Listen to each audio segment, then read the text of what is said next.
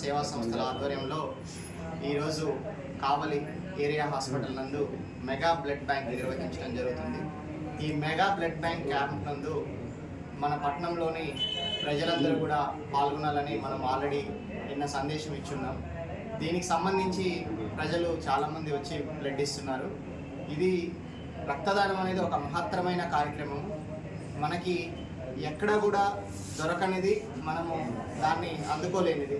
ఇది పక్క వ్యక్తి సహాయం చేస్తేనే మనము అది అందుకోగలం, కానీ ఇతరత్ర ద్వారా మనం ఎక్కడ కూడా ఈ రక్తం అనేది మనం పొందలేము. మనం ఒక వ్యక్తికి రక్తదానం చేస్తే ఒక ప్రాణాన్ని నిలిపిన వారం అవుతాము.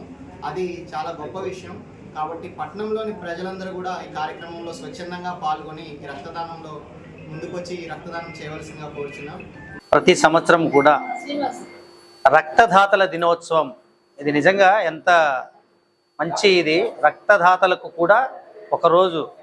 అయితే ఎన్ని ఎమర్జెన్సీ టైంలో ఈ యొక్క బ్లడ్ అనేది దొరకక చాలామంది పేషెంట్స్ ఇబ్బంది పడుతుంటారు. మ్యాక్సిమం మనకు గవర్నమెంట్ హాస్పిటల్ మరియు కావలి రెడ్ క్రాస్ రెండు ఉన్నాయి.